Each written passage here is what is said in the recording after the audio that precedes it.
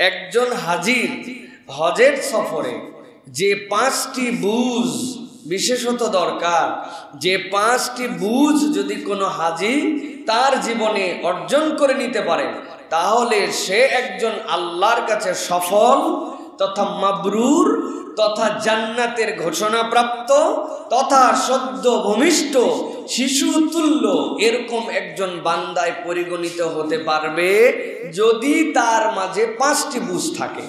তা আমরা আজকে সংক্ষিপ্ত সময়ে এই 5টি বুঝ যেটা হাজিদের জীবনে দরকার এ বিষয়ের উপরে কিছু কথাবার্তা বলবো। আল্লাহ রাব্বুল আলামিন আমাদের সকলকে মৃত্যুর পূর্বে সুস্থতার জিন্দেগিতে একটিবার অন্তত যেন হজের সফরের জন্য আল্লাহ কবুল করেন, বলেন আল্লাহুম্মা আমিন। আল্লাহ রাব্বুল আলামিন কোরআনুল কারীমের মধ্যে হজ যে মূলত কি প্র্যাকটিস শিখাবে এটার আল্লাহ রাব্বুল আলামিন একটা ধারণা দিয়েছেন। আল্লাহ কোরআনে বলেছেন যে হজের মাসগুলা সুবিদিত, নির্ধারিত। আপনার আমার কাছে হজের মাস হচ্ছে জিলহজ, জিলহজের 10 তারিখে হজ, অতএব হজের মাস হচ্ছে জিলহজ মাস, তাই তো ভাই? কিন্তু কোরআন এবং সুন্নাহর পরিভাষায় হজের মাস একটা নয়, হজের দিন, হজের মূল অনুষ্ঠানের পারফরমেন্স করার মাস জিলহজ। কিন্তু হজের মাস মূলত 3টা, রমাদান শেষ হওয়ার পরে শাওয়াল, জিলকদ, জিলহজ, এই 3টাই হচ্ছে আল্লাহর কাছে হজের মাস। আল্লাহ রাব্বুল আমিন বলছেন আল হাজ্জু আশহুরুম মা'লুমাত, দুনিয়ার মানুষ তোমাদের কাছে হজের যে মাসগুলো এইগুলা সুবিদিত মাস। এই মাসগুলা সুবিদিত বলার কারণ মক্কার যারা মুশরিক ছিল ইব্রাহিম আলাইহিস সালামের পর থেকে, ওই মানুষগুলো যারা যে ধর্মের অনুগামী ছিল তাদের কাছে একটা হজ ছিল।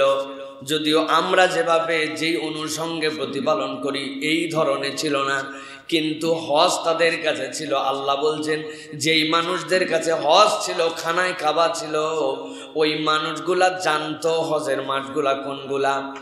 কিন্তু আল্লাহ রাব্বুল আমিন বলছেন ফামান ফারাদা ফিনাল হজ্জ, আল্লাহ রাব্বুল আমিন বলছেন তোমাদের মধ্যে থেকে যাদের উপরে হজ ফরজ হবে, যারা নিয়ত করবে আমরা হজের মাসে হজের সফরের উদ্দেশ্যে রওনা হব, আল্লাহ বলছেন আমি রব হিসাবে তাদের জন্য নির্ধারণ করে দিলাম হজের নিয়ত করলে হজের মাস সমূহের মধ্যে এই মানুষগুলার জন্য 3 ধরনের কাজকে আল্লাহ নিষিদ্ধ ঘোষণা করলেন।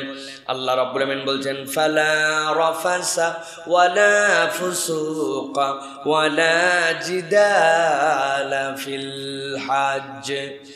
আল্লাহ রাব্বুল আমিন বলছেন তোমাদের জন্য 1 নম্বর দায়িত্ব, অশ্লীলতা তোমরা করতে পারবা না। 2 নম্বরে তোমাদের জন্য দায়িত্ব হচ্ছে কোনো পাপাচার তোমাদের জীবনে থাকবে না।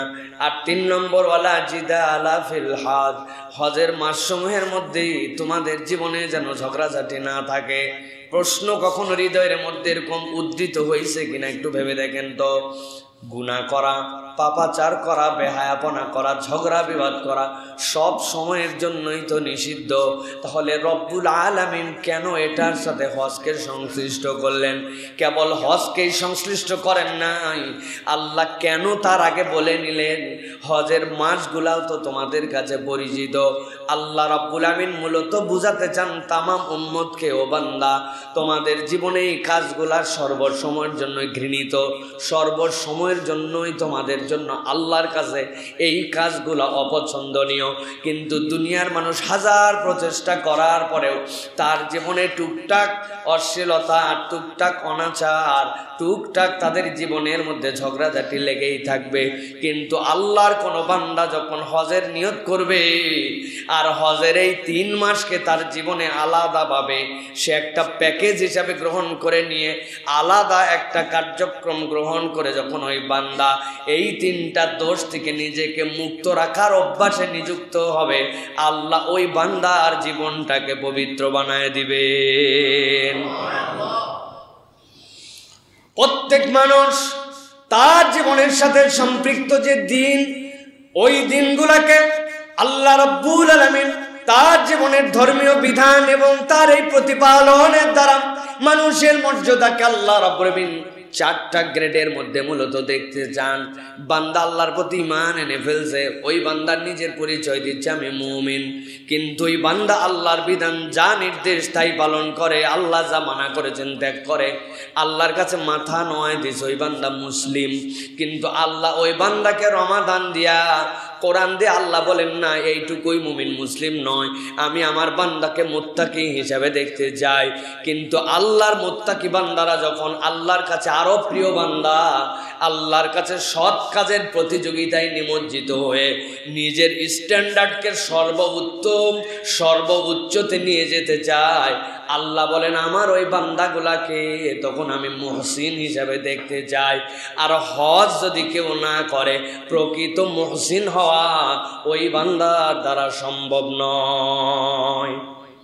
এই জন্য আল্লাহ রাব্বুল আলামিন বলছেন, ও দুনিয়ার মানুষ, আমি আল্লাহ রাব্বুল আলামিন তোমাদের ব্যাপারে জানায় রাখলাম, ওয়া মা তাফআলু মিন খাইরি ইয়ালামুল্লাহ।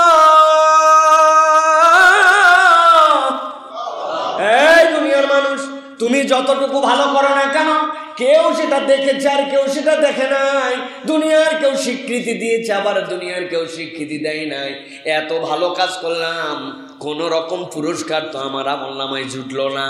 কত ল্যামস্যাম মানুষজন কিছু করতে না করতে, সরকারের সাথে সম্পর্ক থাকার জন্য, অমুক তমুকের তেলবাজি করার জন্য বিরাট বড় বড় পুরস্কার পায় না ভাই? কি পুরস্কার? পুরস্কারের নাম হচ্ছে উনি শুদ্ধ ব্যক্তি। শুদ্ধ ব্যক্তি উনি।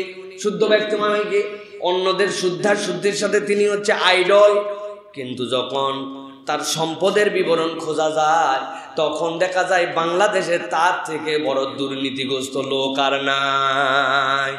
এরকম লোকের নাম না বললেও আপনারা বুঝতে পারেন। বুঝেন নাকি ভাই? আমার আল্লাহ রাব্বুল আলামিন এই জন্য বলছেন, ওয়া মা তাফআলু মিন খাইরি ইয়ালামুল্লাহ ওয়া তাযাওয়াদু ফাইন্না খায়রাজ যাদিত তাকওয়া।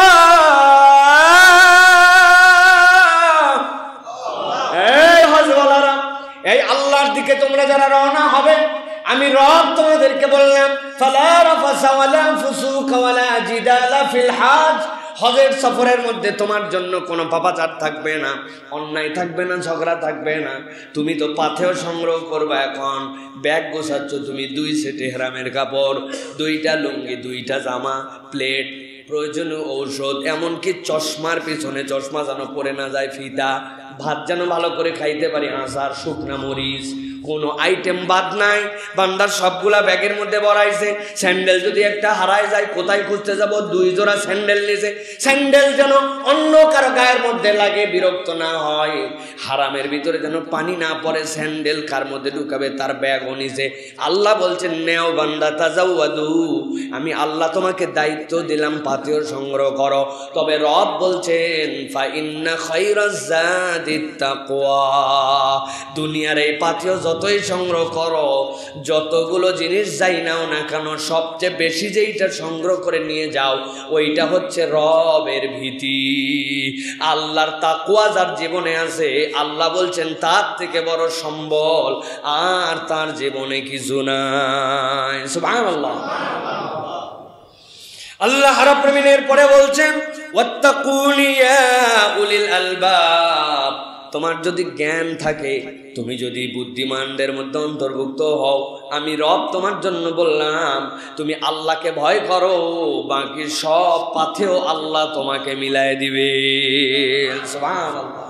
এই জন্য আমাদের এক স্যার ছিলেন, প্রফেসর ডক্টর আব্দুল্লাহিল বাকি স্যার বলতেন, যা নিছো ব্যাগে, এইগুলা সব তো 22 কেজির উপরে হওয়া চলবে না, 23 কেজি একটা ব্যাগ, এইটুকুই তোমার। কিন্তু বস্তাকে বস্তা অদৃশ্য একটা ব্যাগ থাকবে তোমার সাথে, যার ভিতরে আল্লাহ ভীতি, আল্লাহ ভয়, তাকওয়ার পথেও তোমাকে নিয়ে যেতে হবে। দুনিয়ার ব্যাগ অনেক সংগ্রহ করে নিয়ে যায়, কিন্তু তাকওয়া নিয়ে যায় না। ওই ব্যক্তির হজ অনেক সময় ওই জেদ্দা এয়ারপোর্টেই থেকে যায়। এই জন্য প্রিয় ভাইয়েরা, আল্লাহ রাব্বুল আলামিন আপনাকে আমাকে নির্দেশনা দিচ্ছেন, হজে যাও। এই জিনিসগুলি তোমার লাইফে যদি প্র্যাকটিস করে নিয়ে আসো, তাহলে রব তোমার জন্য এমন নিয়ামত দিবেন যেই নিয়ামত তুমি আর কখনো কল্পনাও করতে পারবে না যে রব তোমার জীবনে কিভাবে পরিবর্তন ঘটাইছেন। এই জন্য নবীজি বলছেন, কেউ যদি হজ করে ফালাম ইয়ারফুস ওয়ালাম ইয়াফসুক, এর ভিতরে রফাস করে না, এর মধ্যে ফিসক করে না, আল্লাহ নবী বলছেন সে যেন ফেরত আসলো তার ঘরে মা যেদিন তাকে ভূমিষ্ঠ করেছিল আমল নামায় গুনাও লেখার অ্যাকাউন্ট ছিল না, সওয়াবও লেখার অ্যাকাউন্ট ছিল না, আল্লাহ তাকে জিরো বানায়া আল্লাহ সদ্য ভূমিষ্ঠ সন্তান তুল্য পবিত্র করে তাকে তার ঘরে ফেরত দিবেন। সুবহানাল্লাহ। পৃথিবীর একটা আমলও নেই, হজ হচ্ছে এমন আমল, আর একটা আমল নাই যে আপনার আমল নামাকে আল্লাহ জিরো বানায় দিবেন। সুবহানাল্লাহ। তার মায়ের পেটে যেদিন ভূমিষ্ঠ হয়েছিল আল্লাহ এরকম করে দিয়েছেন। বয়স কত? 70। বয়স কত? 60। বয়স কত? 80। সুবহানাল্লাহ বিহামদিহি। অতএব হৃদয়ের মধ্যে এই স্বপ্ন লালন করা যে আল্লাহর ঘরে আমি হজ করতে যাব, এটা ইমানদার মাত্র তার ইমানের নমুনা। আমার টাকা নাই, আমার পয়সা নাই, আমার গরিব মানুষ, কবে হবে হজ বড় লোকদের? এটা ইমানদারের তবিয়ত নয়। ইমানদারের তবিয়ত আমি হজ করব, দেনেওয়ালা আল্লাহ। আল্লাহ যদি নেওয়ার ব্যবস্থা করে দেন আমি চলে যাব। আপনার এই নিয়তের উপরে হজ না করেও যদি মারা যান আল্লাহ চাইলে আপনাকে হজের সওয়াব দিয়ে দিতে পারেন। সুবহানাল্লাহ। এই উম্মতের না এটা সৌভাগ্য, আর তো কোনো উম্মতের সৌভাগ্য এটা ছিল না। আগামী শুক্রবার আসিতেছে পূরবী সিনেমা হলে রূপালী পর্দায়। চিন্তা করছেন যা আছে কপালে, যে বিজ্ঞাপন না দেখে আমি কোনো উপায় নাই, দেখবো আগামী শুক্রবার সিনেমা। আল্লাহ কি কাম বৃহস্পতিবার বাজার করতে যায় আপনার ঠ্যাঙ্গের মধ্যে এক রিক্সাওয়ালা দিছে ধাক্কা, চিতর হয়ে পড়ে কোমরে ব্যথা, শুয়ে আছেন ঘরের মধ্যে। কোমর ঠিক থাকলে কিন্তু আপনি যাইতেন সিনেমা হলে, কিন্তু কোমরের ব্যথায় যেতে পারেন নাই। আপনি যে গত শুক্রবার নিয়ত করছেন আর এই শুক্রবার যান নাই, আপনার এক চুলো গুনাহ আপনার আমল নামায় লেখা হয় নাই, বরং আল্লাহ পারে বাঁচায় দিয়েছে। কিন্তু আজকের দিনে নিয়ত করছেন আল্লাহ আমার উপরে হজ ফরজ হলেই আমি হজ করব, কোনোদিন হজ করতে পারেন নাই, কিন্তু এই নিয়ত করার কারণে যতদিন দুনিয়ায় বেঁচে ছিলেন আল্লাহ আপনার ওই নিয়তের একটা সওয়াব আপনার আমল নামায় দিয়েছেন। সুবহানাল্লাহ। এটা উম্মতে মুহাম্মাদের বৈশিষ্ট্য।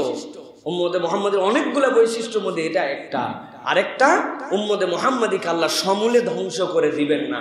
আল্লাহ রাসূলুল্লাহ সাল্লাল্লাহু আলাইহি ওয়াসাল্লামের এই ফজলে আল্লাহ উম্মতে মুহাম্মাদিকে সমূলে ধ্বংস করবেন না, এটাও আল্লাহ রাব্বুল আলামিনের দেওয়া একটা নিয়ামত। অতএব প্রিয় ভাইয়েরা, হৃদয়ে হজের ভালোবাসা লালন করতে হবে, হৃদয়ে এটাকে ধারণ করতে হবে। কতদিন গল্প বলেছি আমি আমাদের মহল্লায়, আব্দুর রব নামে একজন ছিল, গরিব মানুষ, বেচারির 2 ফ্যামিলি, অনেকগুলা বাচ্চা কাচ্চা, দিন আনে দিন খায়। এরপরে অসুস্থ হয়ে গেল, মানুষের কাছে চেয়ে নিত যে ভাই আমাকে একটু সহযোগিতা করেন। কিন্তু এই হতদরিদ্র মানুষটা চালাক ফকির ছিল, যার কাছে যাই চাইতো, একটু বড় লোক দেখলে তার কাছে বলতো যে ভাই আপাতত 50টা টাকা দেন, আর সুযোগ পাইলে আমার একটু হজে পাঠায়েন ভাই। এরকম বলতেই থাকে, ওর অভ্যাস এইটা, যারে তারে বলে। একটু গাড়িওয়ালার কাছে ভিক্ষা দেখছে, গাড়িওয়ালাকে বলবে আমার একটুখানি হজে পাঠায়েন ভাই। এই মিসকিন যে একদিন ভিক্ষা না করলে তার পরিবার চলে না, সেই লোকটাকে আল্লাহ রাব্বুল আলামিন এমন কবুল করছেন। একজন বলছে দুনিয়ার কত ফকির ভিক্ষা করলো আমার কাছে, জীবনে কোনোদিন কেউ বলেনি আমাকে হজে পাঠান। এই তোর পাসপোর্ট আছে? বলছে না। আমার অফিসে আসিস, পাসপোর্ট করায়া 2 বার হজে গেছে। আরে ভাই, দুনিয়ার এক বড় লোক দেখে যদি এই লোক এইটা বলতে পারে, তাহলে বড় লোকের বড় লোক, যিনি বড় লোকই দান করেন, যিনি রাজ্জাক, তার কাছে কোনোদিন বলছেন আল্লাহ আমি দুনিয়ার গরিব, তোমার কাছে ভাত চাই, তোমার কাছে চাল চাই, ভাড়া বাড়িতে থাকি, ভাড়া বাড়ির টাকা মেটাতে পারি, এইটা চাই, এইসব গরিব আমি আল্লাহ, আর তুমি রাজ্জাক, তোমার কাছে একবার বললাম, একবার আমাকে একটু হজে পাঠায় তো আল্লাহ। আল্লাহর কাছে যদি বলার মতো বলা যায়, রব যে কিভাবে দিতে পারেন এটা দুনিয়ার কেউ জানে না, ঠিক কিনা? আল্লাহ যেন আমাদেরকে এই বুঝটা দান করেন, বলেন আল্লাহুম্মা আমিন। আল্লাহ এই জন্য কোরআনুল কারীমের মধ্যে বলছেন ওয়ালিল্লাহি আলান নাসি হিজ্জুল বাইতি মান ইসতাতা ইলাইহি সাবিলা ওয়ামান কাফারা ফাইন্নাল্লাহা গনিয়্যুন আনিল আলামিন। আল্লাহ বলছেন আল্লাহর ঘরে যাওয়ার মতো যদি তোমার তৌফিক হয়ে যায়, তোমার যদি নিজের যে সময়টুকু হজের সফরে থাকবা ওই সময়টুকুতে তোমার পরিবার চালানোর মতো তোমার আয়ত্তের মধ্যে যদি খরচ দেওয়ার মতো থাকে, আর যদি তুমি আল্লাহর ঘর পর্যন্ত পৌঁছাতে পারো, ফেরা নয়, আল্লাহ বলছেন যদি পৌঁছাতে পারো, আল্লাহ বলছেন আমি রব তোমার জন্য দায়িত্ব দিলাম আল্লাহর ঘরে যাওয়া এবং হজ করা তোমার উপরে ফরজ। তবে দুনিয়ার মানুষ এইটা মনে করো না যে তুমি হজ করে আল্লাহর বিরাট উপকার করে দিচ্ছ, আল্লাহর বিরাট দরকার তোমার হজ। আল্লাহ বলছেন জেনে রাখো ওয়ামান কাফারা ফাইন্নাল্লাহা গনিয়্যুন আনিল আলামিন। তুমি যদি না আসতে চাও, অস্বীকার করো, নানান অজুহাত দেখায় যদি তুমি আল্লাহর ঘর জিয়ারত থেকে নিজেকে মাহরুম করে রাখো, জেনে রাখো আল্লাহ গনি, আল্লাহর তোমার জিয়ারতের দরকার নাই। কিন্তু তুমি যে অস্বীকার করলা এইটার পরিণতি আল্লাহর কাছে হারে হারে পেয়ে যাবে। নবীজি সাল্লাল্লাহু আলাইহি ওয়াসাল্লাম বলেছেন কার উপর হজ ফরজ হলো আর নানান অজুহাত দেখায়া 1 বছর 2 বছর 3 বছর পর্যন্ত আসলো না, নবী করিম সাল্লাল্লাহু আলাইহি ওয়াসাল্লাম বলছেন তার জিম্মাদারি আমার উপরে নাই।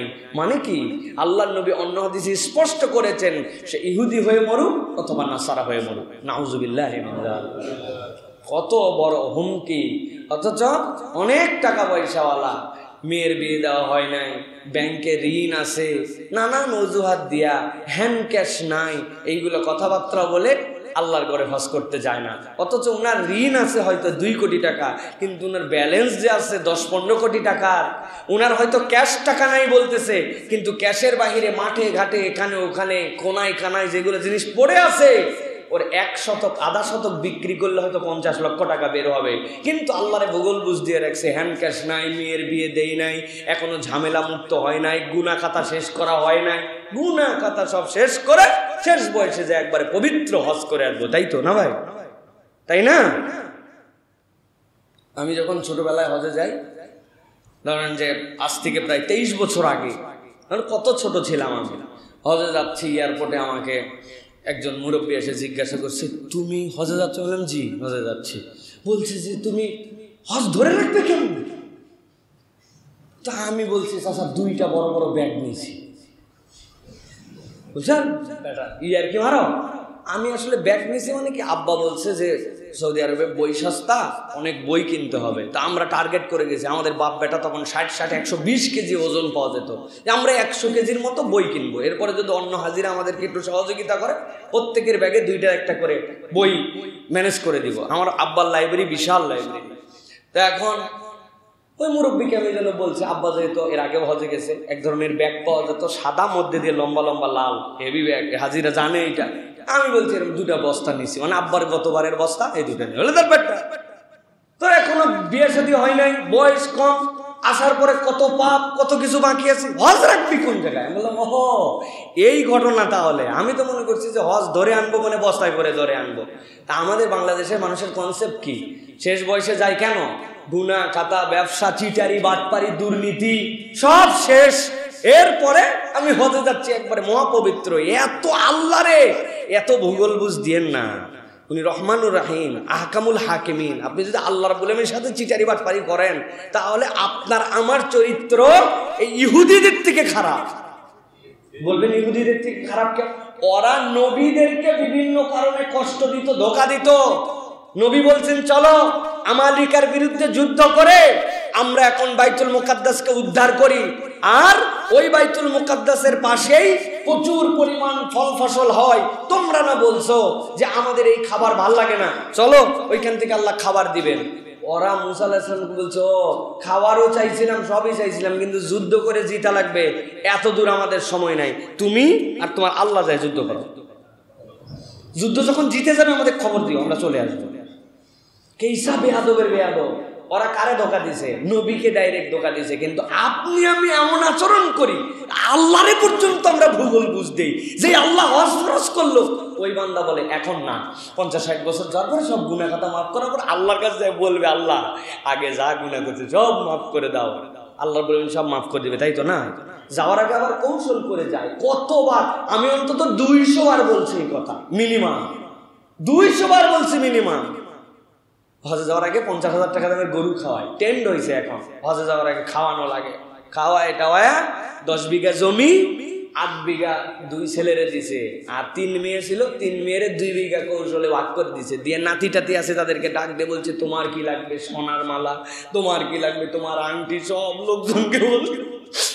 আর ফিরতে পারিনি, কাইন দিয়ে কাইটে লোকজন দেখছে, বাপরে হাজির কান্না। ছেলেদেরকে জড়ায় ধরে, মেয়ের জামাই জড়ায় ধরে, কোনো কথাই বলার সুযোগ দেয়নি, খালি হাউমা করে। দেখে রাখো সবাই, এই সকল ভুয়া বুঝ দিয়া হারাম শরীফে চলে গেছে। এই খানাই খাবার সামনে দোয়া করতেছে, রব্বুল আলামিন খানাই খাবার দেখলে সব গুনাহ মাফ হয়। তোমার বান্দা খানাই খাবার সামনে হাজির, আল্লাহ তুমি আমাকে মাফ করে দাও। পাগলের মতো কান্নাকাটি করতেছে। প্রিয় ভাইয়েরা, আল্লাহর এই যে ধোঁকা দিচ্ছেন আপনি, আপনি মনে করছেন বান্দার হক নষ্ট করে, ছেলের হক, বোনের হক, আত্মীয়ের হক আল ঠেলে, সানসেট বের করে দিয়ে, নিজের বাউন্ডারি ওয়াল বের করে দিয়ে, শ্রমিকদেরকে ফাঁকি দিয়া, হাজার বান্দার হক নষ্ট করে, রাস্তার খোয়া বালু খেয়ে, সরকারের টাকা মেরে, ব্যাংক লুট করে, সব করে আপনি হজে চলে গেছেন। আর আল্লাহর কাছে যাই আপনি মাপ চাচ্ছেন। আল্লাহর দেওয়া ফরজ বিধান একদিনও সালাত আদায় করেন নাই। খানায় কাবায় যায় দোয়া করবেন, আল্লাহ চাইলে আল্লাহ তার দেওয়া এই হক যেটা ছিল, সমুদয় নামাজ কাজা করা আপনাকে মাফ করে দিতে পারেন, রোজা মাফ করে দিতে পারেন। কিন্তু 1 পয়সা যদি আপনি বান্দার হক নষ্ট করে যান, আল্লাহ নিজের উপরে কাতাবাল্লাহু আলা নাফসিহি, যে আল্লাহ বান্দার হক নষ্ট করার গুনাহ কোটিটা হজ করলেও মাফ করবেন। কারে ফাঁকি দিচ্ছেন আপনি? ফাঁকি নিজেকে দিচ্ছি আমরা, আল্লাহকে ফাঁকি দেওয়া সম্ভব নয়। ফাঁকিবাজিটা আমরা নিজেকে দিচ্ছি। এই জন্য প্রিয় ভাইয়েরা, আল্লাহ বলছেন ওমান কাফারা ফাইন্নাল্লাহা গনিয়ুন আনিল আলামিন। তুমি যদি মনে করো আল্লাহকে হজ দিচ্ছি, আল্লাহর জন্য করছি, তোমাকে মুহসিনদের কাতারে অবতীর্ণ করার জন্য, মৃত্যুর সাথে সাথে জান্নাতে নেওয়ার জন্য আল্লাহ তোমাকে হজ দান করেছেন। সুবহানাল্লাহ, এটা আল্লাহ রাব্বুল আলামিনের দেওয়া বিধান। এই জন্য আল্লাহ রাব্বুল আলামিন সাইয়েদিন ইব্রাহিম আলাইহিস সালামকে বলছেন ওয়াযিন ফিন্নাস বিল হজ্জি ইয়াতুকা রিজালান ওয়া আলা কুল্লি দামিরি ইয়াতিনা মিন কুল্লি ফাজ্জিন আমিক। ও আমার পয়গম্বর, আপনি তো আল্লাহর ঘর বানাইলেন, এরপর আল্লাহর কাছে দোয়া করলেন ওয়াইজিয়ার ইব্রাহিমুল কওয়াইদা মিনাল বাইত ওয়া ইসমাঈল। আপনার এই দোয়া শেষ, এখন আপনাকে আমি দায়িত্ব দিলাম, আপনি মানুষের মাঝে আজান দিয়ে দেন, আপনি মানুষের মাঝে ঘোষণা দিয়ে দেন। মুফাসসিরিনে কেরাম ব্যাখ্যা করছেন কয়জন মানুষ সেখানে ছিলেন, ছিলেনই না কেউ, 3 অথবা 4 জন মানুষ সেই জায়গায়। কিন্তু আল্লাহ ইব্রাহিম আলাইহিস সালামের আজানকে কিয়ামত পর্যন্ত ছড়ায় দিয়েছেন। কিয়ামত পর্যন্ত অনাগত মুমিন আল্লাহর ঘরের দিকে তাদের হৃদয়ের টান থাকবে, এবং যাদের উপরে হজ ফরজ হবে ওই আজানে সাড়া দিয়া ওই বান্দারা আল্লাহর ঘরে হজের উদ্দেশ্যে যাবে। আল্লাহ এখানে 2টা শব্দ ব্যবহার করেছেন, গভীর মনোযোগ দেন। তালেবে ইলম যারা আছেন, যাওয়ার পরে এটা তাফসীর বের করে পড়ে দেখবেন। আল্লাহ যে বলছেন ইয়াতুকা রিজালান, কতগুলা মানুষ নিজেদের জীবনকে বিসর্জন দিয়ে পায়ে হেঁটে আল্লাহর ঘরের দিকে রওনা হবে। কোথায় সাইবেরিয়া, কোথায় তুরস্ক, কোথায় আজারবাইজান, কোথায় আমেরিকা, কোথায় বাংলাদেশ, কোথায় হিন্দ, এইরকম কোনো দূরত্বকে তারা মাপবে না, বরং আল্লাহর ঘরের আকর্ষণ তাদের হৃদয় এমন হবে, এই মানুষগুলা পায়ে হেঁটে হেঁটে আল্লাহর ঘরের দিকে রওনা দিবে। আর আল্লাহ বলছেন সাথে সাথে ওয়ালা কুল্লি দামিরি ইয়াতিনা মিন কুল্লি ফাজ্জিন আমিক, কতকগুলা উট তাদের থাকবে, কিন্তু এমন কৃষকায় ওই উটের হাড্ডি বেরিয়ে গেছে, ওই উটটা নেওয়ার মতো নয়, কিন্তু আল্লাহর ঘরের প্রেম, এই আজানের ডাক তাদের হৃদয় এমন ধাক্কা মারছে, এইরকম কৃষকায়, এরকম রুগ্ন শুকনো উটগুলি চলতে চলতে আল্লাহর ঘরের দিকে যেতে যেতে তারা রুগ্ন হয়ে গেছে। এইরকম কৃষকায় উটের পিঠে চড়ে হলেও তারা আল্লাহর ঘরে হাজিরা দিয়ে দিবে। সুবহানাল্লাহ। এই আয়াতুল কারিমা আমাদেরকে মেনশন করে যে অনেক মিলিয়নিয়ার আছে কিন্তু তার হৃদয়ে আল্লাহর ঘরের আকর্ষণ নাই, আর অনেক কম টাকার লোক আছে যেই মানুষ আল্লাহর ঘরে যাওয়ার জন্য উদ্গ্রীব, হয়তো হজ ফরজ হয়েছে কোন রকম টেনে টুনে, কিন্তু এটাকেই সে প্রাইম কাজ বানাইছে। লাস্ট আমরা উমরায় গেলাম, আমাদের সাথে জাহাঙ্গীর চাচা নামে এক চাচা ছিল, একটা অফিসের সিকিউরিটি গার্ড, 32 বছর চাকরি করছে। চাকরির শুরু 526 টাকা না 25 টাকা দিয়া, এখন টেনে টুনে 9000 টাকা পায়। ফ্যামিলির সন্তান স্ত্রী কেউ তাকে যেতে দিবেন আল্লাহর ঘরে উমরায় না। তোমার সন্তানদের ভবিষ্যৎ করতে পারো নাই, কিছু করতে পারো নাই, কিন্তু উনি এটার জন্য গোপনে গোপনে জড়ো করে করে এরপরে মালিককে বলছে আমি একটু আল্লাহর ঘরে যাব। ওই মালিকও চিন্তা করছে দুনিয়ায় কত আমার কর্মচারী, কেউ বলল না, আর আমার এই গার্ড, নাইট গার্ড, সে আল্লাহর ঘরে যাবে। তারাও কিছু হেল্প করছে। আল্লাহর বান্দা আল্লাহর ঘরে সফরের জন্য চলে গেছে। বউ পছন্দ না, সন্তান পছন্দ না, বিদায় দেওয়ার জন্য একটা মাইক্রো ঠিক করতে বলছে, এটাতেও তারা রাজি না, কিন্তু আল্লাহর ঘরে চলে গেছে। আমাদের সফরে যতগুলা মুখলেস মানুষ ছিল, এই আল্লাহর বান্দার মতো এরকম মুখলেস মানুষ কম দেখছি। হারাম শরীফের নিচে তাওয়াফ করা তার একটা রেস্ট্রিকশনের মধ্যে আনছে। বিধান কি? বিধান হচ্ছে উমরাকারীদের জন্য এটা তো ফরজ, নফল তো তাওয়াফ, অতএব মাতাফের মাঠটাতে কেবল তারাই যাবে যাদের গায়ের মধ্যে উমরার ইহরাম থাকবে, এর বাইরে কাউকে ঢুকতে দেয় না। তারা সাধ্যের মধ্যে এটা প্রোটেস্ট করে, মেয়েদের জন্য উন্মুক্ত, কিন্তু ছেলেদের জন্য। কিন্তু ওই মুরব্বী খানিকক্ষণ পর ঘুরে এসে বলতো আজকে 3টা তাওয়াফ করলাম, আজকে 2টা করলাম। কিরে বাবা, উপর দিয়ে একটা তাওয়াফ করতে আমাদের রোজা থেকে পায়ের অবস্থা খারাপ, আপনি এত তাওয়াফ করেন? উপরে না তো, তুমি তো নিচেই গেছি। তো নিচে গেলে না এরামের কাপড় ছাড়া ধরে? কই আমাকে তো ধরলো না, আমি গেলাম ভর ভর করে, কেউ ঠেকালো না, এই জন্য আমি চলে গেছি। হৃদয়ের মধ্যে আবেগ, ইখলাস, খুলুসিয়াত এইগুলা থাকলে রব এরকম অনেক দয়া করেন। এইগুলা আমি সাইফুল্লাহর চোখে বহু দেখা আছে, বহু, একবার দুইবার তো রব্বুল আলামিন আমাকে এই গোলামকে আল্লাহ রব্বুল আলামিন সেখানে নেন নাই। তো এই জন্য আমি এইগুলা জানি, কত হিস্ট্রি আমার লাইফে আছে। এক লোক গেছিল একবার আমার সাথে হজে। এই লোক হচ্ছে টিপসই দেওয়া হাজি, টিপসই দেওয়া হজে গেছে। বুঝেন তাহলে লেখাপড়ার কি যোগ্যতা? বিরাট যোগ্যতা তো না। টিপসই দেওয়া হাজি, বহুদিন আগের কথা বলছি। এখন এই লোককে নিয়ে খুব পেরেশানি, না পড়া জানে না কিছু জানে, কোথায় হারায় যায় কি হয়। আমি একটা ছোট বাটন মোবাইল কিনে দিয়া গলার মধ্যে বেল্ট দিয়ে ওইটা দিছি, আর শিখাইছি সবুজ বাটন রিসিভ, লাল কাটা। আপনার লালের সাথে কোনো সম্পর্ক নাই, কেউ কল দিলে খালি সবুজটাতে রিসিভ করবে না। সকলের কাছে তার নাম্বার লিখে দিছি যে ভাই এই লোক হারালে কিন্তু বিরাট বিপদ। মুজদালেফা, আরাফা সব জায়গা ভয়ঙ্কর জায়গা। আরাফা পর্যন্ত টনটাইট, সবসময় আমার সাথে ফলো করে থাকে। মুজদালেফায় আসছি, আসার পর রাত্রেবেলা মুজদালেফার উপরে আবার হচ্ছে সোডিয়াম লাইট। সব দুনিয়ার মানুষ একরকম দেখতে, এমনি তো একে তো এহরামের কাপড়, 2 নম্বর কোনো তাবু নাই, 3 নম্বর সোডিয়াম লাইটের নিচে সব মানুষের চেহারা এক হয়ে যায়, সাদা লাল কালো নাই। উনি এসে সুন্দর করে আমরা একটা জায়গা নিয়েছি। খানিকক্ষণ পরে বলছে যে বাবা আমি একটু প্রস্রাব করতে যাব। যান, ডানে একটা বাথরুম, বামে একটা, মধ্যে কোন জায়গায় জায়গা নিয়েছি, মধ্যে পতাকা উঠাই দিয়েছি, এটা দেখবেন, আর কাগজপত্র সবই তো আছে, সাথে একজন লোককেও দিছি। আল্লাহর কি কাম, উনি চলে গেছে। আরে সেই লোক কই? নাই নাই নাই নাই। চিন্তা করলাম নাই তাই কি, কল দেই, কল দিলে তো ওনার সাথে অন্তত ইয়ে আছে। যেই কল দিছি দেখি আমার পাশেই মোবাইল বাজে। উনি বাথরুমে যাওয়ার সময় ওনার যত যন্ত্রপাতি ছিল সব গলার থেকে নামায় ওখানে রেখে, উপরের কাপড়টা পর্যন্ত রেখে গেছে। নাই তো নাই। আর মুজদালেফায় লোক খুঁজে পাইলাম না, টেনশন। এই অবস্থায় মিনায় পরের দিন আমরা গেছি, এরপরে জামারায় পাথর নিক্ষেপ করতে যাব। বিশ্বাস করেন কোনো বানানো কথা বলছি না, এই মেম্বারে বসে মিনার তাবুতে আমরা বসে আছি। জামারায় আমাদের পাথর নিক্ষেপ করার শিডিউল দিছে, আমরা পাথর নিক্ষেপ করতে যাব। অনেকক্ষণ পরে দেখি মিনার তাবুর এরকম দরজা যে কাপড়ের মতো করে ঝুলানো, যেটা ফায়ার রেসিস্ট করা, ওইখানে এসে মুখ ঢুকাই দিয়ে বলতেছে এটা কি আব্দুল্লাহ সাইফুল্লাহ তাবু নাকি? আমি দেখি আরে এটা তো সেই লোক। আমি তো জড়াই ধরছি, দৌড়ায় যাই, লোকজন বলছে আপনি কোথায়? পুরো আমাদের 300 জন লোক আপনাকে নিয়ে পেরেছান। বলছে আমি তো হারাইনি বাবা। বলে হারাননি মানে? আপনি আসলেন কিভাবে এই জায়গায়? আমাদের মিনার তাবু খুঁজে আসতে আসতে অবস্থা খারাপ, আর আপনি হারান নাই? আব্দুল্লাহ সাইফুল্লাহ সবাই চেনে এই জায়গায়। আমি একজনকে বললাম আমার যিনি মোয়াল্লেম, ওনার চুল লম্বা লম্বা, বাংলাদেশি, ওনার তাবুটা কোন দিক? আমাকে পুলিশরা বলে এদিক যায়, এদিক যায়, এদিক যাও। ভাই সৌদি আরবের পুলিশ বাংলা বোঝে তো না? আব্দুল্লাহ সাইফুল্লাহকে তো চেনে না, লম্বা চুলওয়ালা একমাত্র আমি, তাই তো নাকি? আহা, ওই লোকের ইখলাস, ঈমান, ওই লোকের বিশ্বাস। ও বাংলায় বলছে, আমার ধারণা আল্লাহ ওর ভিতরে এমন আল্লাহর জন্য নিবেদিত প্রাণ ছিলেন, আল্লাহর মেহমান যেন কষ্ট না পায়, আল্লাহ হয়তো ফেরেশতা দিয়া তাকে তার তাঁবুর মধ্যে পৌঁছায় দিয়েছে।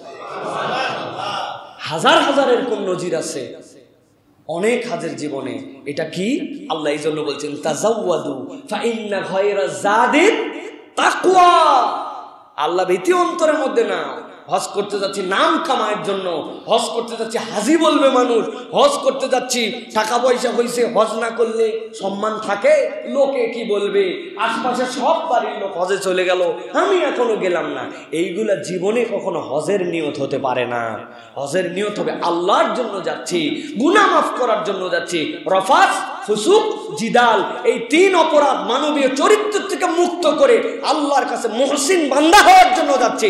বান্দা যখন স্পষ্ট নিয়ত করে আমিত্ব বিসর্জন দেওয়ার জন্য যাচ্ছে, আল্লাহ ওই বান্দাকে পূর্ণ হাজি বানায়া, বেগুনা বানায়া, জান্নাতের ঘোষণা দিয়া তার বাড়িতে পৌঁছায় দেয়। সুবহানাল্লাহ।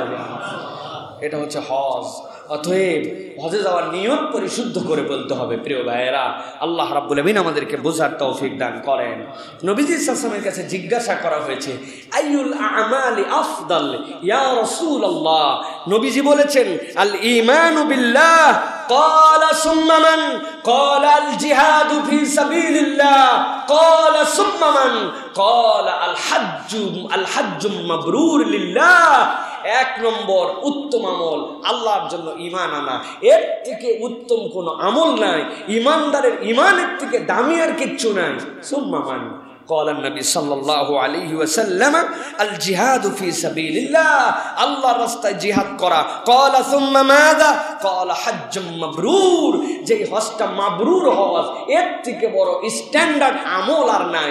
ইসলামের 3 নম্বর সম্মানিত আমলের নাম হজ। সুবহানাল্লাহ। অতএব এইটা পারফর্ম করা, এইটাকে কবুলিয়াতের জায়গায় নিয়ে যাওয়া এত সহজ নয়। এই জন্য আয়েশা সিদ্দিকা রাদিয়াল্লাহু তাআলা আনহার কাছে নবীজি বলছেন, তোমার হজে খরচ যত, সওয়াব তত, কষ্ট যত, কবুলিয়াতের কাছাকাছি যাওয়ার সম্ভাবনা তত। কলান নবী সাল্লাল্লাহু আলাইহি ওয়াসাল্লাম, নবীজি বলছেন এই কথা। হজ মানে আরামের সফর। হজ ইজ এ স্ট্যান্ডার্ড ট্যুরিজম। কি? হজ নট এ ট্যুরিজম।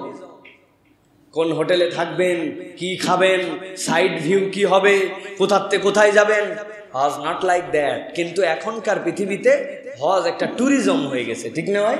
ট্যুর না, হজ তো তাকওয়ার সফর। হজ তো আপনার ইমানের পাথেও সংগ্রহ করার সফর। তাহলে সেটা আপনি ট্যুরিজম বানান কোন হিসাবে? আল্লাহ রাব্বুল আমিন আমাদেরকে বোঝার তৌফিক দান করেন। 1 নম্বর মাবরুর হজ। নবীজি বলছেন যে এইটা ইসলামের 3 নম্বর শ্রেষ্ঠ আমল। কয় নম্বর? 1 নম্বর ঈমান বিল্লাহ, বলেন।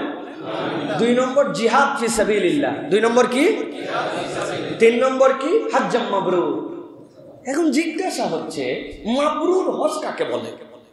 যেই কাজ করলে আমার হজটা মাবরুর হবে, এটা তো ডেফিনেশন জানতে হবে। মাবরুর হজ কাকে বলে? আমি অনেক সময় আপনাদের বুঝের জন্য বলি, এমন হজ যে হজের ভিতরে 100টা তাওয়াফ করতে হবে, এমন হজ যেই হজের ভিতরে 40টা রোজা রাখতে হবে, এমন হজ যেই হজে 1 লক্ষ টাকা দান করতে হবে। আপনার হজের সফরের মেয়াদ হচ্ছে 17 দিন। 40 রোজা কেমনে রাখবেন?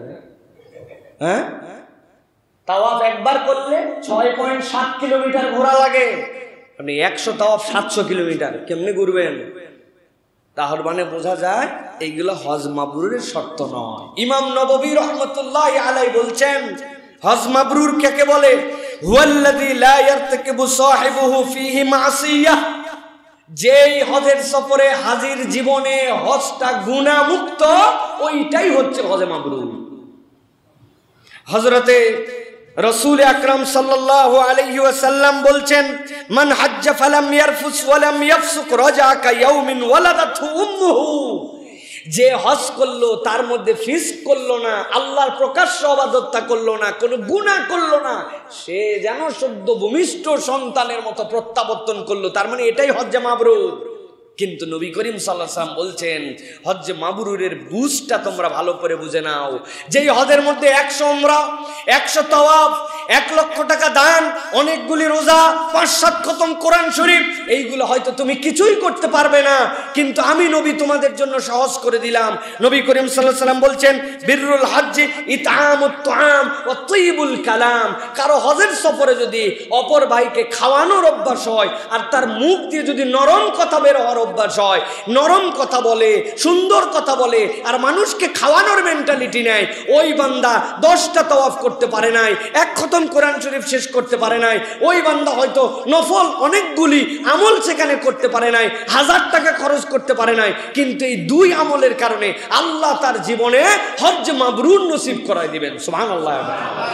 সম্মানিত আল্লাহর ঘরের মেহমানরা, অথবা যারা আমরা যাব গিয়ে পৌঁছাইছি, অনেকেই ভাববেন এ আবার কেমন কাজ, মানুষকে খাওয়ানো আর হাসি মুখে কথা বলা, এটা কোনো ব্যাপার হলো নাকি? বিরাট ব্যাপার, বিরাট ব্যাপার।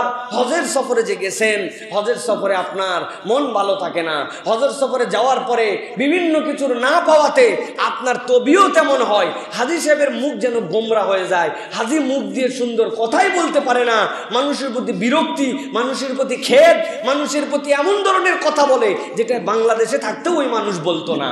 উদাহরণ, একজন লোক তার সাথী হারায় আসছে, একজন লোক তার চাবি খুঁজে পাচ্ছে না, একজন লোক স্বামী স্ত্রী গেছিল, বউটা কেমন করে জানি তার সাতছাড়া হয়ে গেছে, এসে বলছে ভাই আপনার ভাবিকে খুঁজে পাচ্ছি না।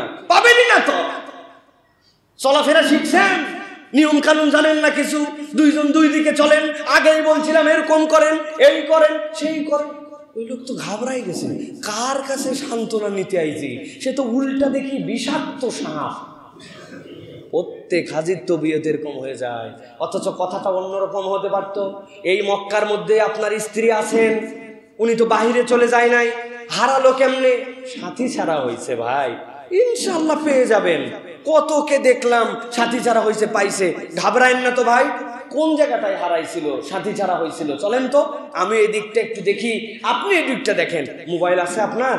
আপনারটা নাই, আমার বইয়ের কাছে। আহা, নাম্বার মুখস্থ, হ্যাঁ লিখে রাখছি, দেন তো, আমার মোবাইলে ব্যালেন্স আছে।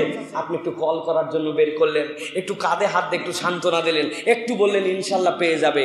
এটাও একটা বলা, ওটাও একটা বলা। হাজি বেশিরভাগ ওইটা বলে, এইটা বলার তবিয়ত তার মেন্টালি থেকে উঠে যায়। অথচ এইটুকু বললে আল্লাহ নবী বলছেন সে তার মাবরুর হজের দিকে আগায় গেল। সুবহানাল্লাহ। খাওয়ানো বাঙালি সহ পুরা হাজিদের তবিয়ত খালি হাত পাতা, যেখানে যা পাবে খালি খালি ঘাবড়ায় যায় নেওয়ার জন্য। এক ভ্যানওয়ালা ফল বিক্রি করতেছে 5 রিয়াল, আলা খামসা, আলা খামসা, আলা খামসা। ওর কাছে আছে 2টা কলা, একটা আপেল আর একটা মালটা দিয়ে একটা প্যাকেট বানাইছে, বানায় বিক্রি করতেছে।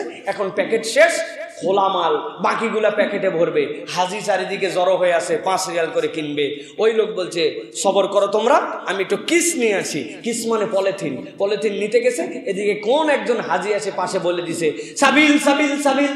বলা মাত্র লোকজন খামসায়া ও ট্রাকের পিছনে যা মাল ছিল 5 মিনিটে সব নিয়ে চলে গেছে। ও পলিথিন নিয়ে এসে মাথা ধরে বসে পড়ছে, দেখে হাজির সাবিল বলে তার সব মাল নিয়ে চলে গেছে। না রে ভাই, খালি আপনি নিবেন কেন? নবীজি বলছেন ইতআমুত তুআম, একটা খেজুর আছে, অর্ধেক করে ডানের জনকে দিবেন, বামের জনকে দিবেন। 1 গ্লাস জমজমের পানি খেয়ে আসছেন, সাথে 2 গ্লাস পানি নিয়ে আসছেন। হাজী সাহেব আপনি একটু খান। একসাথে খেতে বসে লেজের ভাগটা দেখছে ওর পেটে পড়ছে, আমার কাছে পেটির ভাগ। ওই বেচারি মাছই খেতে পারে না, তার মধ্যে লেজ সবচেয়ে কাঁটা। আপনি বলছেন আমি লেজ খাইতে পারি, মাথা খাইতে পারি, পেটি খাইতে পারি, লেজটা দেন তো আমার এই জায়গায়। না না না লাগবে না। আরে মিয়া দেন লেজ। টেনে তুলে নিজের পেটিটা ওখানে দিয়ে দিছে। অন্তরের তামান্না কি? উনি লেজ খেতে পারে না, পেটি খেতে পারে, উনার খাবারও আছে আমারটা আছে, জাস্ট একটু এক্সচেঞ্জ করে নিছে। খেজুর একটাই আছে, অর্ধেক করে নিছে, একটু মানুষকে খাওয়ানোর জন্য 10, 20, 50 রিয়াল আলাদা বাজেট করে নিছে। নবী করিম সাল্লাল্লাহু আলাইহি ওয়াসাল্লাম বলছেন বিররুল হজ ইতআমুত তুআম ওয়া তিবুল কালাম। ওই ব্যক্তির জীবনে মানুষকে খাওয়ানোর মেন্টালিটি যুক্ত হয়েছে আর সুন্দর করে কথা বলতে শিখছে, আল্লাহ তার হজকে মাবরুর বানায়া তার আমল নামায় জান্নাত লিখে দিবে। সুবহানাল্লাহ। কিন্তু হজের সফরে গেলে অনেক কিছু করার মেন্টালিটি, আসার পরে গল্প দেয় বহু কষ্ট, 30টা তাওয়াফ করছি, 2 খতম কোরআন শরীফ, মঙ্গল সোম রোজা বাদ দেই নাই, কিন্তু ওই লোকটা ভিজা গামছা নিয়ে এসে খেয়াল করে নাই, চাপাচাপি বেড বাথরুম দেবে, উনার পাশে বিছনায় ছিল, বিছনার মধ্যে গামছাটা ভিজা রেখে দিয়ে বেচারি লুঙ্গি টুঙ্গি পড়ছে, এই ফাঁকে গামছার ভিজাতে উনার চাদরটা একটু ভিজে গেছে। বেচারি আইসে, চেনেন হুঁশ আছে, হুঁশ আছে, হজে আসার সময় তো হুঁশ বাড়িতে রেখে আসছেন। বাপরে পিকআপ, হজের সফর বলে কিছু বললাম না, চিনেন না তো আমাকে, চিনার কথাও না, দেশে যে আমার কি অবস্থা। না রে বাপ, উনি আমিত্ব বিসর্জন দিতে যায় নাই, আমিত্বের ভাবটা ভিন্ন রূপে দেখাতে গেছে। আপনার এই হজ রুম পার হয় না, মক্কা পার হতে অনেক দেরি আছে, পরিবর্তন হতে হবে প্রিয় ভাইরা। এই জন্য কোন হজটা আমার আমিত্ব বিসর্জনের, মাবরুর হজের, এটা আপনাকে ফিল থেকে নিতে হবে। আল্লাহ আমাদেরকে একটা মাবরুর হজ আদায় করার তৌফিক দান করেন। এরপরে যেটা বলেছিলাম, হজের সফর 5টি বুঝের সাথে সম্পৃক্ত। এই 5টি বুঝ যার জীবনের সাথে সম্পৃক্ত, হজের সফর তার অনন্য। এর 1 নম্বর রাগ কন্ট্রোল করা, 2 নম্বর মাশকুর হালত অর্জন করা, 3 নম্বর মাবরুর গুণগুণ সম্পন্ন হজ করা, 4 নম্বর তালবিয়ার দাওয়াতকে হৃদয়ের মধ্যে বুঝে নেওয়া, 5 নম্বর নিদর্শন দেখে অনুভব জাগ্রত করা। মোটা দাগে শুনলে মনে হবে কিছু না, কিন্তু একটু ব্যাখ্যা করলে 5 মিনিট বুঝবেন। 1 নম্বর রাগ কন্ট্রোল করা। হজের সফর রাগের সফর। শয়তান এমন ভাবে আমাদেরকে রাগান্বিত করায়, বান্দা নিজেও অবাক হয়, দেশে থাকতে এত রাগ ছিল না, এখন এত রাগ কেন? আমি আমার ভাষায় বলি, কোনো একজন লোক বাজার করতে গেছে, পকেটের মধ্যে তার 2000 টাকা, পিছু লাগছে একটা তার বাটপার, খানিকক্ষণ পরে দেখছে আরেকজনের কাছে যে আরে 2000 না, এর পকেটের মধ্যে তো 50,000 টাকার ব্যান্ডিল। বুদ্ধিমান চোর হলে 2000 ছেড়ে 50,000-এর পিছনে ঘুরবে। আগে মারতো ব্লেড, এখন প্রয়োজনে চাকু মারবে, কেননা 50,000 টাকাতে ধরা খায়ও যে মায়ের, 2000 টাকাতেও কাছাকাছি মায়ের। অতএব চুরি করে জিততে চাইলে 50,000-এর পিছনে যাবে। হজের সাথে উদাহরণের মূল কি, রাগের সাথে উদাহরণের মিল কি? এক বান্দা নামাজ কাজা করছে, এক বান্দা রোজাতে গাফলতি করছে, আল্লাহর হুকুমে গাফলতি করছে। ওই বান্দার জীবনে শয়তান পরিশ্রম করে করে জাহান্নামের কাছে নিছে, কিন্তু আল্লাহ বলছেন ওই বান্দা যখন হজের সফরে আসছে, ও যদি একবার হজটা মাবরুর করতে পারে, একবার কবুল করতে পারে, একবার আরাফাত থেকে যদি আশহাদু আল্লা ইলাহা ইল্লাল্লাহ সাক্ষ্য দিয়ে বের হতে পারে, জাহান্নামে যাওয়া বান্দা আমি তো জান্নাতে নিব। এ তো এতদিন চেষ্টা করে করে খুচরা আইটেমে গেছিল, আর এখন তার পাইকারি লস, আল্লাহ তাকে ডাইরেক্ট জান্নাত দিবে। শয়তানের মাথা খারাপ। শয়তান ওই সময় হাজির পিছনে যেভাবে লাগে, দুনিয়ার কোন মুসলমানের পিছনে ওইভাবে লাগে না। এই জন্য যেই লোক বাংলাদেশে নির্বিষ, ওই লোক হাজিতে গেলে 20 আর 20। প্রিয় ভাইয়েরা, ভালো করে বোঝার চেষ্টা করেন। ওই লোক যেই যে রেগে যাচ্ছে, কেন রাখতেছে? এর কারণ হাজী সাহেবকে ফজরের সময় আসে, শয়তান আসতে করে আদর করে বলছে, ঘুমাও, পায়ে ব্যথা তোমার, গতকালকে তাওয়াফ করছো, এখন চলতে পারবে না, ঘুমাও। হাজী সাহেব ফজরের নামাজ জোহরের সময় পড়ে লাভ দিয়ে উঠছই হাজী। আরে শয়তান ধোকা দিচ্ছে, দেশে নামাজ না পড়ি, আজকে নামাজ মিস করা যাবে না। ও লাভ দিয়ে উঠে নামাজে যায়, শয়তান ফেল। বাথরুমের মধ্যে উনার আগে একজন গোসল করে বাড়াইছে, কোমরের বেল্ট রাখা, খুলে দেখছে ডলার আর রিয়ালে ভরা। চিন্তা করছে আল্লাহ মিলাই দিছে, যাক হজের সফরে আসে, এইগুলোতে খরচপাতি করব। শয়তান এই বোধ জাগ্রত করাতে পারবে না, কোনো হাজি চুরি করতে পারে না। ও নিজের গোসলের আগে গামছা বান্ধে বাইরে এসে বলবে, এই মিয়া হুশ করেন, এই ধরেন আপনার টাকা নেন, একটা পয়সা বের করবে না। শয়তান তাকে নামাজের ধোকা দিতে পারে না, চুরির ধোকা দিতে পারে না। এখন শয়তান হাজির পিছে লাগবে কোন দিক দিয়ে? রাগ করা। রাগলেন তো হারলেন। সুতরাং হাজি যে রাগ করে, বুঝতে হবে হজ কবুলের আলামত। আপনি কন্ট্রোল করেন।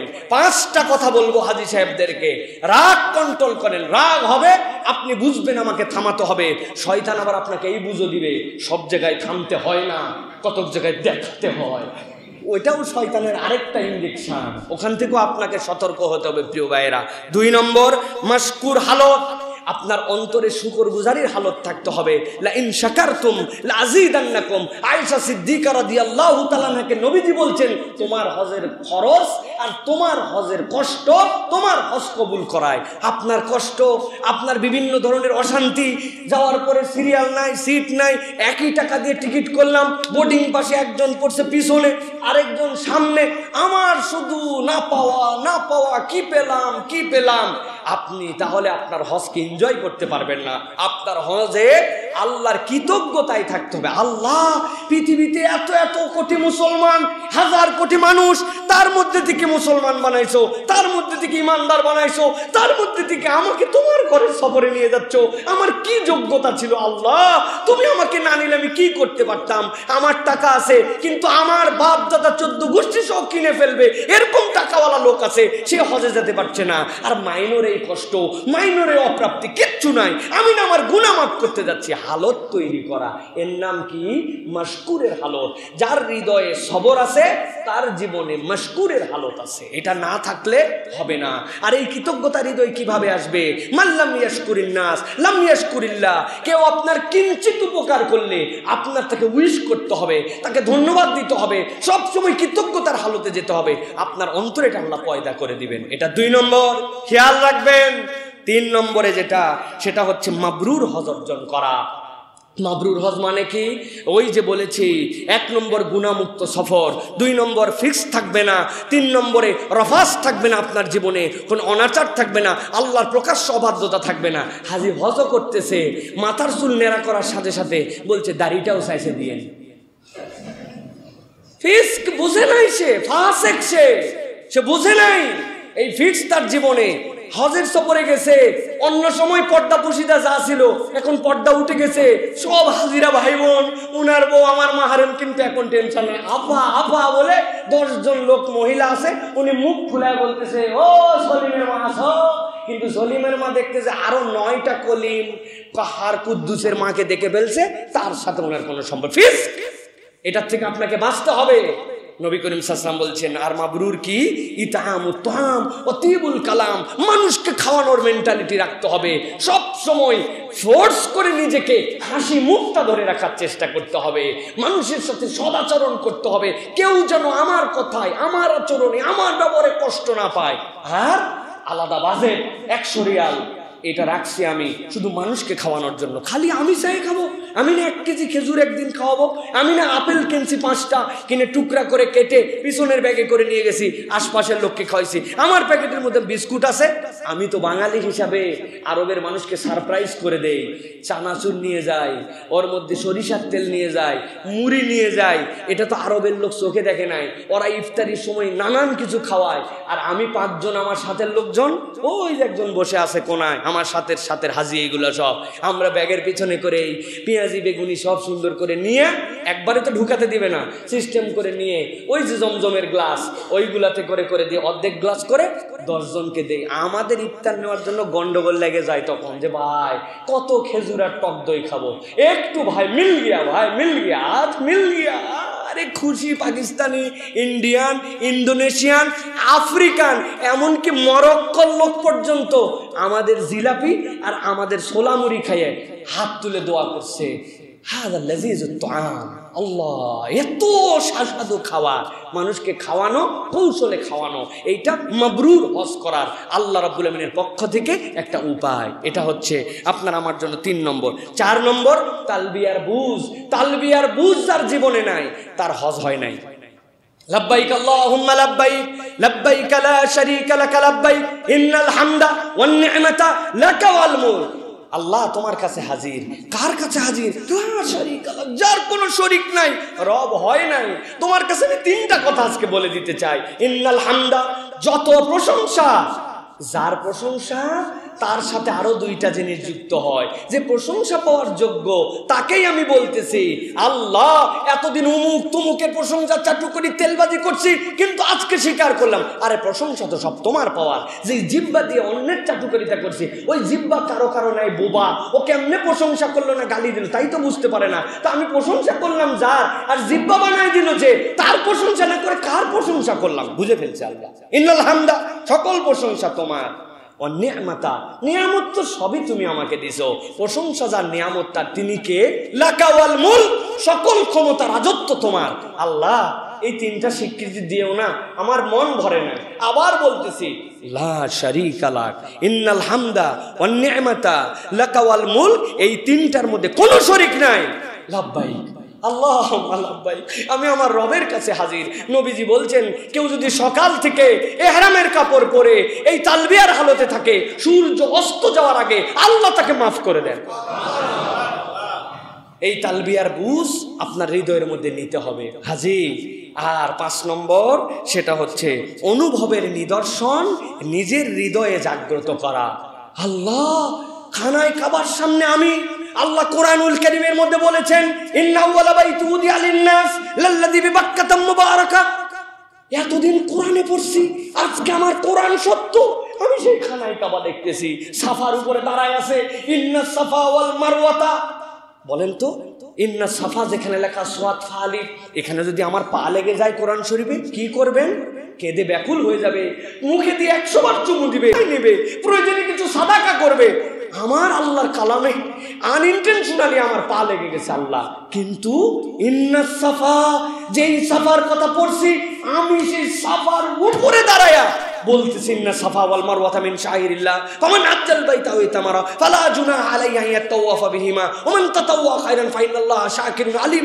আমি আল্লাহ সাফার উপরে, আমি আল্লাহ মারওয়ার উপরে, তুমি কোরআন সত্য, আমি স্বয়ং আজকে তার সাক্ষী, তুমি আমাকে হাজির করেছো। ওয়া ইজিয়ারফু ইব্রাহিমুল কওয়াইদা মিনাল বাইত, আল্লাহর ঘর যখন ইব্রাহিম বানালেন, ইব্রাহিমের ঘর তার পদচিহ্ন ওখানে আছে।